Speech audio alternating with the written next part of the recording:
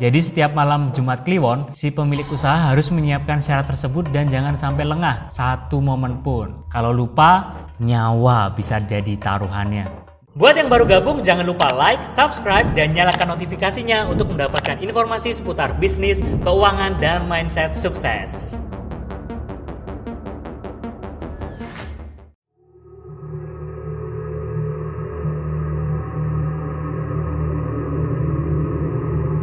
Masih ingat kisah bus hantu yang pernah ramai di Twitter?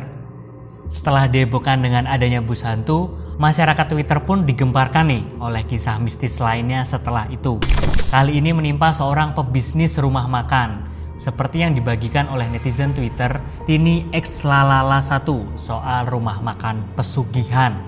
Ya, dalam kisah yang dibagikan itu, netizen ini dengan sangat jelas menceritakan kalau yang namanya rumah makan pesugihan itu bener-bener ada, guys. Pesugihan di sini tuh maksudnya ya, sang pemilik rumah makan membuat perjanjian dengan iblis untuk melariskan usahanya.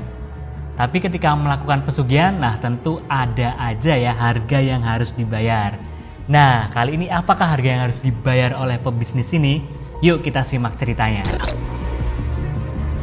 Menurut penuturan @tiniXlalala1, rumah makan itu berada di kota T. Wah, ini T ini mana? Tangerang, Takarta, Tepok. Lokasinya pun tak jauh dari rumahnya. Sang pemilik usaha adalah tetangganya sendiri ternyata. Dalam penuturannya, rumah makan ini sangat ramai. Hal itu bisa diketahui dari perharinya bisa menghabiskan 4 kuintal beras. Wih, gila, 400 kg men. Selain itu, pengunjung yang datang pun bisa sangat ramai, bahkan antrinya panjang. Padahal nih ya, awalnya rumah makan itu biasa aja nih, malah terkesan sepi banget pengunjungnya. Dalam sehari paling cuma 1 atau 2 orang aja yang datang. Sepi banget sih itu. Selain itu, rumah makan itu juga sangat khas pedesaan, guys. Lantainya tanah dan dindingnya cuma terbuat dari bambu. Nah, 5 bulan berjalan, perkembangan rumah makan tersebut tidak begitu mulus, tetap sepi. Sampai akhirnya muncul nih keanehan, dan itu sangat mendadak. Rumah makan itu bisa mendadak rame. Bahkan sampai banyak banget berjajar mobil dan truk di depan rumah makan. Nah, ini nih yang paling janggal nih. Ada kejadian di mana truk-truk yang ngebut lewatnya rumah makan itu bisa-bisanya langsung ngerem mendadak. Atau kalau kelewatan mereka tuh putar balik dan mampir ke rumah makan itu. Padahal rasa masakannya biasa aja. Gila sih. Bisa gitu ya? Kecurigaan itu pun bisa terjawab. Kejanggalan mendadak itu memperlihatkan bukti nyata kalau sang pemilik usaha bersekutu dengan iblis. Ya, dia melakukan pesugihan supaya usahanya laris manis. Diketahui, syarat yang diajukan si iblis ialah menyiapkan sesajen dan ayam cemani setiap malam Jumat Kliwon. Jadi setiap malam Jumat Kliwon, si pemilik usaha harus menyiapkan syarat tersebut dan jangan sampai lengah satu momen pun. Kalau lupa, nyawa bisa jadi taruhannya. Dan bener aja, ada satu malam nih si pemilik usaha lupa kasih sesajen dan ayam cemani. Coba deh tebak siapa nyawa yang diambil iblis itu. Bukan nyawanya, tapi nyawa kakak kandungnya sendiri. Sang pemilik menjadikan kakaknya tumbal untuk menebus kesalahannya. Tapi setelah meninggalnya si kakak, rumah makan itu malah makin ramai. Meski tambah ramai, semakin banyak kejadian aneh terjadi di sana. Mulai dari banyak kecelakaan yang terjadi. Ini sih katanya karena iblis meminta tumbal manusia lagi.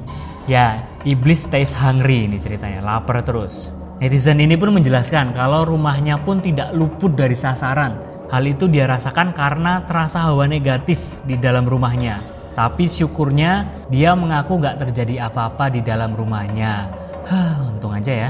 Singkat cerita, si pemilik rumah makan menunaikan haji pada tahun 2010. Nah, setelah itu si pemilik usaha berniat untuk bertobat nih. Namun setelah ia kembali ke tanah air, yang terjadi adalah bisnisnya justru bangkrut. Ya, usaha rumah makannya bangkrut seketika. Tidak hanya itu, tubuhnya dulu gemuk dan sehat, kini kurus kering dan sakit-sakitan. Bahkan, si pemilik usaha kadang suka menyakiti dirinya sendiri dengan menggigit bibirnya sendiri sampai berdarah. Makanya nih, keluarga dia kadang ngasih sendok supaya si pemilik usaha nggak ngelukain bibirnya yang sudah parah banget kondisinya. Selain itu, kalau sakitnya lagi kambuh, matanya tuh bisa melotot gitu dan serem banget. Nggak bisa bayangin. Katanya, sang pemilik usaha sering keluar masuk rumah sakit dan itu terus terjadi sampai sekarang. Nah, jadi gimana nih guys?